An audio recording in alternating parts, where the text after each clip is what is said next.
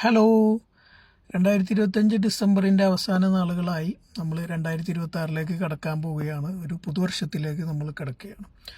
അപ്പോൾ ഈ പുതുവർഷത്തിലേക്ക് കടക്കുമ്പോൾ സാമ്പത്തികപരമായി പ്രവാസികൾ ശ്രദ്ധിക്കേണ്ട, സാധാരണക്കാരായിട്ടുള്ള പ്രവാസികൾ ശ്രദ്ധിക്കേണ്ട 5 കാര്യങ്ങളെക്കുറിച്ച് വളരെ എളുപ്പത്തിൽ പറഞ്ഞു പോവുകയാണ്. അതിൽ ആദ്യത്തെ കാര്യം, പ്രവാസികൾ അവരുടെ NRE NRO ബാങ്ക് അക്കൗണ്ടുകളുടെ 2025 സ്റ്റേറ്റ്മെൻറ്റ് എടുത്ത് അത് മൊത്തമായിട്ട് ചെക്ക് ചെയ്യുക. എന്നിട്ട് നിങ്ങളിൽ നിന്ന് അനാവശ്യ ചാർജസുകളൊക്കെ കൂടുതലായി ഈടാക്കുന്ന ഒരു ബാങ്കാണ് നിങ്ങളുടേതെങ്കിൽ നിങ്ങൾ എന്ത് ചെയ്യുക, ആ ബാങ്കുമായിട്ടുള്ള സാമ്പത്തിക കരാറ് നിങ്ങൾ അവസാനിപ്പിച്ചതിന് ശേഷം നിങ്ങൾ ചാർജ് കുറഞ്ഞ മറ്റൊരു ബാങ്കുമായിട്ട് മുന്നോട്ട് പോകാൻ വേണ്ടിയിട്ട് ശ്രമിക്കുക.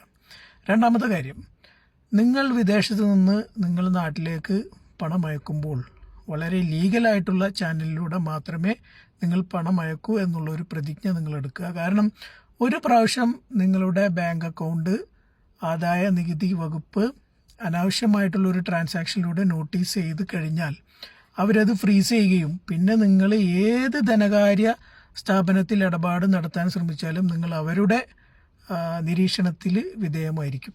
അപ്പോൾ അത്തരത്തിലുള്ള പ്രശ്നങ്ങളൊക്കെ ഒഴിവാക്കാൻ വേണ്ടി ലീഗൽ ചാനലിലൂടെ മാത്രം നിങ്ങൾ പൈസ അയക്കുവാൻ വേണ്ടി ശ്രമിക്കുക.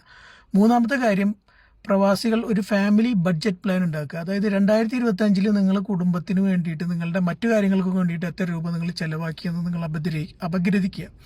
അതായത് നിങ്ങളുടെ ഫാമിലിയുടെ മെഡിക്കൽ ചിലവുകൾ, അതുപോലെ തന്നെ നിത്യോപയോഗ സാധനങ്ങൾ, കുട്ടികളുടെ വിദ്യാഭ്യാസ ചിലവുകൾ, അത്തരത്തിലുള്ള എല്ലാ ചിലവുകൾക്കും വേണ്ടി നിങ്ങൾ സ്പെൻഡ് ചെയ്ത എമൗണ്ട് നിങ്ങൾ മനസ്സിലാക്കുക. അതിനനുസരിച്ച് ഒരു ബഡ്ജറ്റ് നിങ്ങൾ ഉണ്ടാക്കുക. നിങ്ങളുടെ കടങ്ങളെക്കുറിച്ച് നിങ്ങൾ വ്യക്തമായിട്ട് പഠിക്കുക.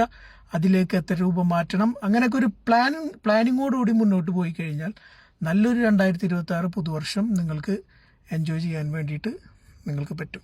നാലാമത്തെ കാര്യം എന്ന് വെച്ചാൽ നിങ്ങളുടെ ഡോക്യുമെൻറ്റുകളെല്ലാം നിങ്ങൾ ക്ലിയർ ആക്കി വെക്കുക. Pan card, Aadhaar card, voter ID, driving licence ഇത്യാദി നിങ്ങളുടെ സാമ്പത്തികപരമായിട്ടുള്ള ആക്ടിവിറ്റീസിൽ ലിങ്ക് ചെയ്യപ്പെടുന്ന എല്ലാ ഡോക്യുമെൻസുകളും ക്ലിയർ ആക്കി വെക്കുക. കാരണം ഇന്നത്തെ ഇന്ത്യയുടെ സാഹചര്യത്തിൽ എല്ലാ ഡോക്യുമെൻസുകളൊക്കെ വളരെ ക്ലിയർ ആണ്. കാരണം എല്ലാം ലിങ്ക്ഡ് ആണ്. ഇപ്പോൾ ആധാർ കാർഡ്, പാൻ കാർഡ് ആയിട്ട് ലിങ്ക്ഡ് ആണ്.